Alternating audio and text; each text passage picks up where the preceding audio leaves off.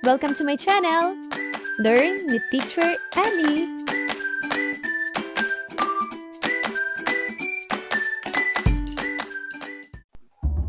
GMRC Grade 1, Term 1 Examination Reviewer.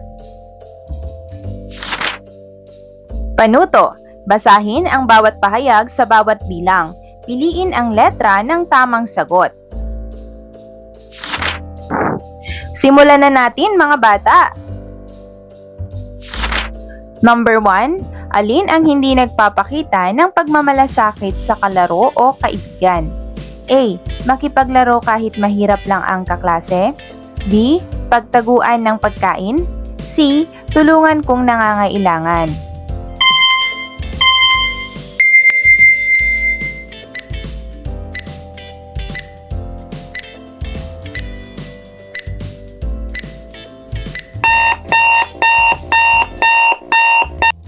At ang tamang sagot ay letter B. Number 2. Kailan mo karaniwang sinasabi ang iyong pangalan? A. Kapag bibili ng candy sa tindahan. B. Kapag may bagong nakilalang kaibigan. C. Kapag pupunta sa palikuran.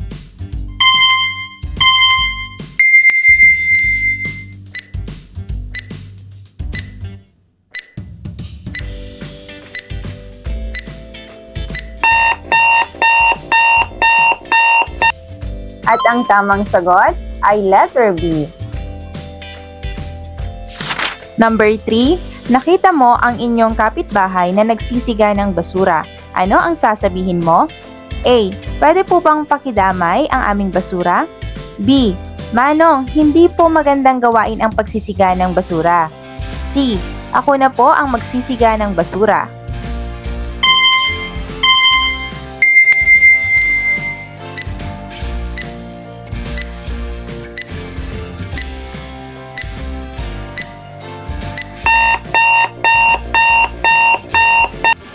At ang tamang sagot ay letter B.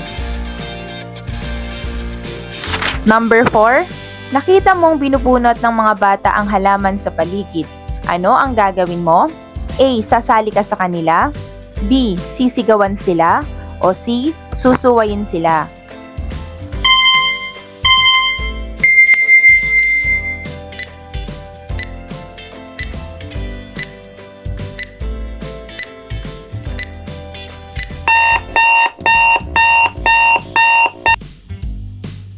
At ang tamang sagot ay letter C.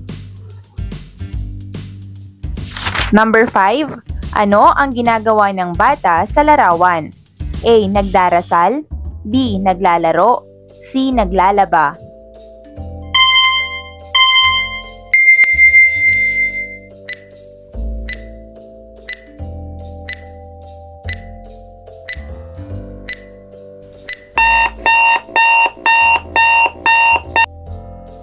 At ang tamang sagot ay letter A. Number 6. Nais mong malaman kung ilang taon na ang bago niyong lipat na kapitbahay. Ano ang itatanong mo? A. Hilig o gusto. B. Edad. C. Kasarian.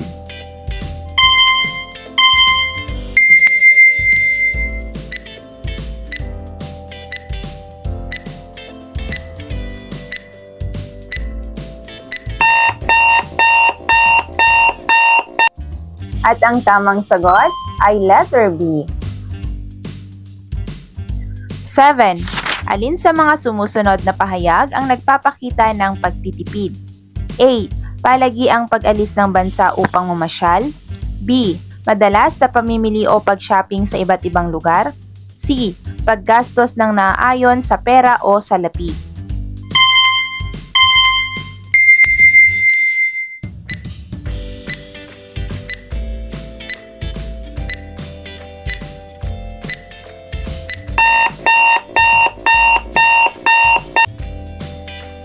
At ang tamang sagot ay letter C.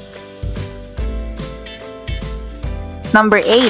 Alin sa mga sumusunod na larawan ang nagpapakita ng iyong karapatan bilang bata?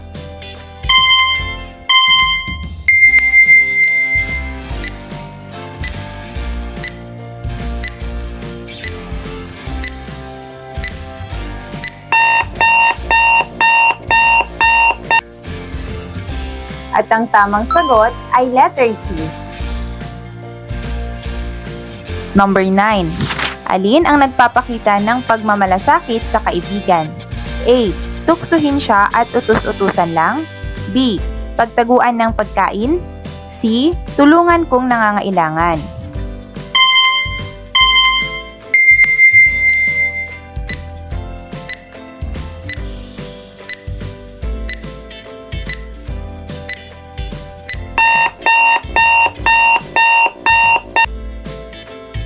At ang tamang sagot ay letter C.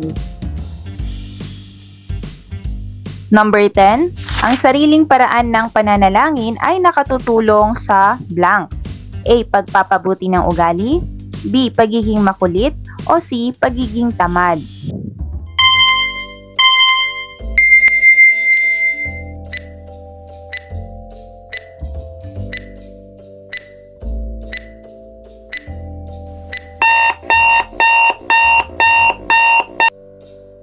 At ang tamang sagot ay letter A. 11. Isasara ko ang ilaw ng silid-aralan pagkatapos ng klase. A. Tama. B. Mali. C. Ewan.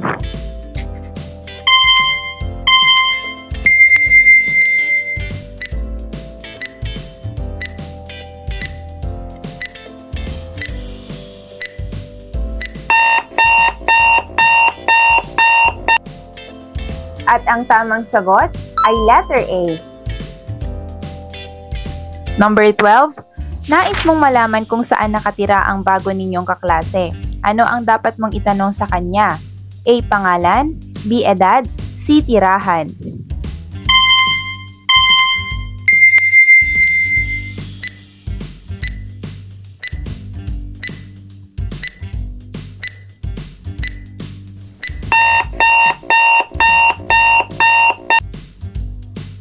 At ang tamang sagot ay letter C. Number 13. Nakikibahagi ako sa mga gawaing pang-komunidad tulad ng clean-up drive. A. Tama. B. Mali. C. Ewan.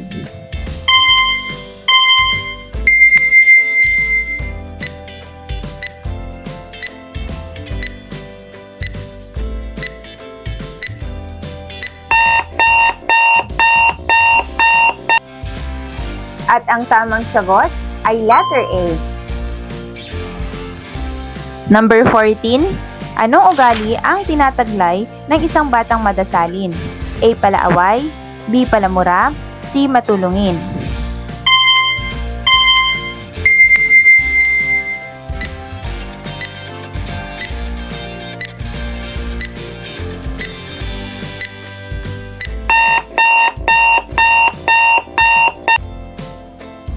At ang tamang sagot ay letter C. 15. Anong karapatan ng bata ang ipinapakita sa larawan? A. Mag-aral. B. Sumayaw. C. Maglaro.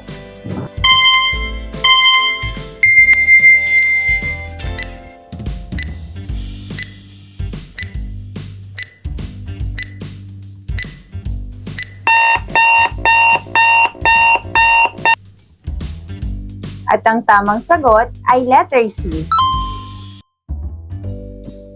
16. Ang paggamit ng dinamita sa pangingisda ay wastong gawain. A. Tama. B. Mali. C. Ewan.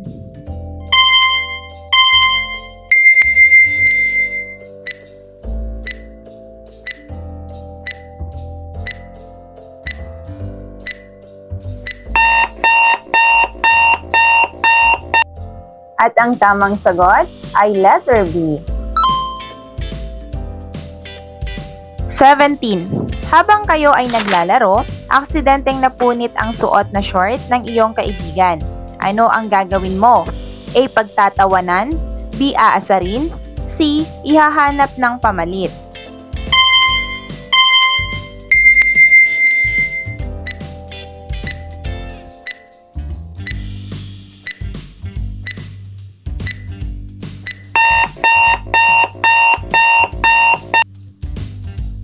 At ang tamang sagot ay letter C. 18. Kapag ang bata ay magaling, Inuugnay natin ito sa blank. A. Pagiging madasalin. B. Pagiging magnanakaw. C. Pagiging palasagot.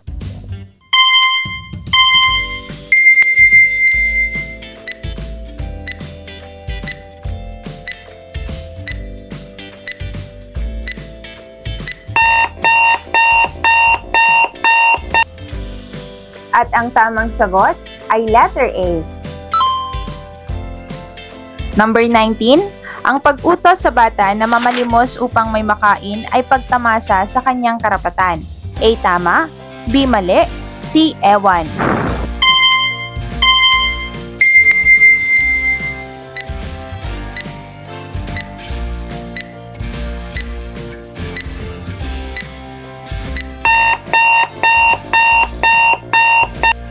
At ang tamang sagot ay letter B.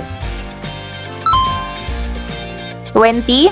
May bago kayong kaklase at nais mo siyang makilala. Ano ang itatanong mo sa kanya? A. Kaarawan. B. Pangalan. C. Tirahan.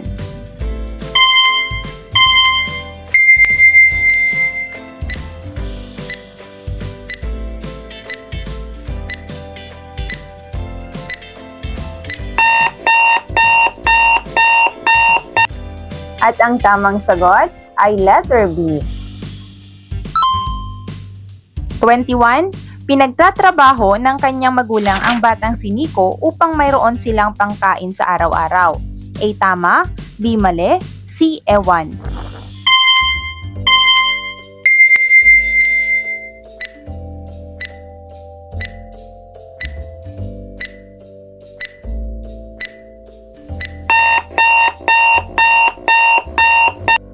At ang tamang sagot ay letter B. 22. Ikinukulong si Tonyo sa kwarto at hindi pinapayagang makapaglaro sa labas. A. Tama. B. Mali. C. Ewan.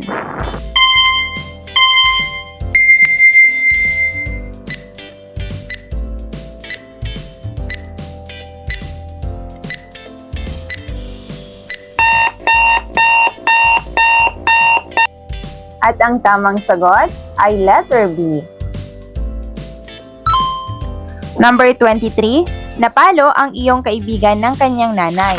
Ano ang sasabihin mo? A. Ble. B. Huwag mo na uulitin ha. C. Buti nga sa'yo.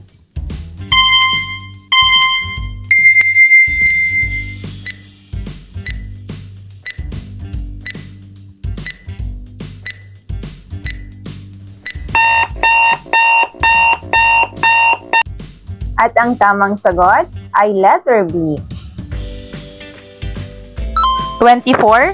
Alin sa mga sumusunod ang hindi mo dapat gawin sa loob ng paaralan? A. Hayaang nakabukas ang gripo. B. Ingatan ang mga libro sa klase. C. Linisin ang silid-aralan pagkatapos gamitin.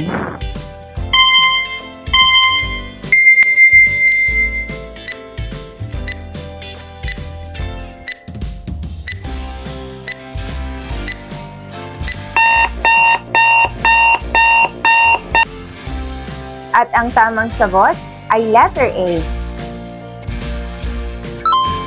25. Ang paglista at pagbili ng mga pinakakakailangang gamit at pagkain sa bahay ay isang paraan ng pagtitipid. A. Tama. B. Mali. C. Ewan.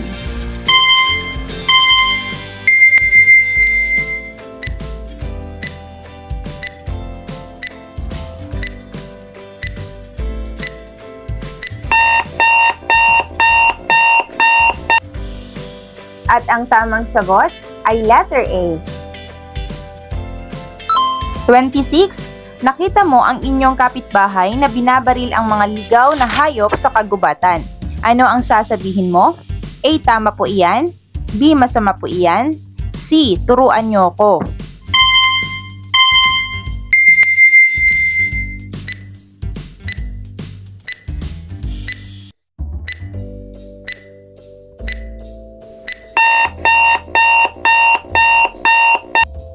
At ang tamang sagot ay letter B. 27. Nais mong sorpresahin ang iyong kaibigan sa kanyang kaarawan. Ano ang itatanong mo sa kanya? A. Palayaw, B. Petsa ng kapanganakan, o C. Relihiyon?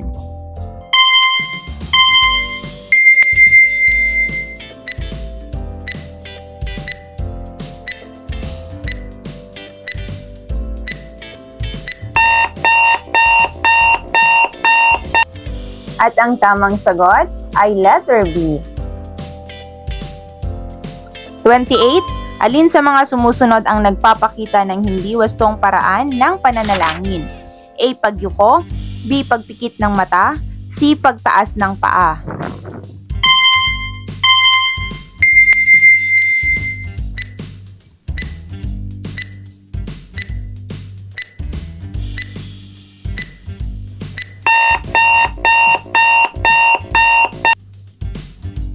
At ang tamang sagot ay letter C. 29. Alin sa mga sumusunod ang hindi dapat mong gawin sa loob ng paaralan? A. Kumpunihin ang mga sirang upuan at mesa sa silid-aralan. B. Sulatan ang mga pader at silya. C. Balutan ang mga libro ng plastic cover.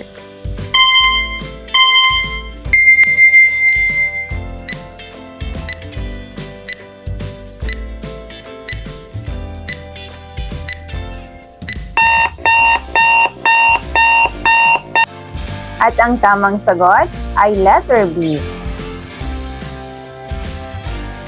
Number 30. Nakita mo ang iyong kaibigan sa kabilang seksyon na nakayuko lamang dahil walang baon na pagkain. Ano ang gagawin mo? A. Aasarin na wala siyang baon. B. Tuturuan siyang magnakaw sa kantina. O C. Babahaginan ko siya ng aking baon na pagkain.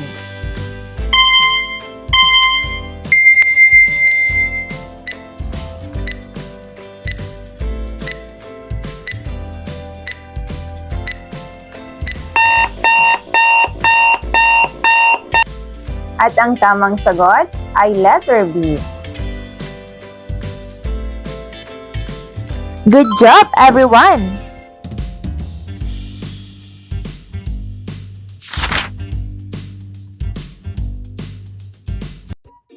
Thank you for watching! Also, don't forget to like, share, subscribe, and click the notification bell for you to be updated on our latest videos. See you on our next lesson. Goodbye!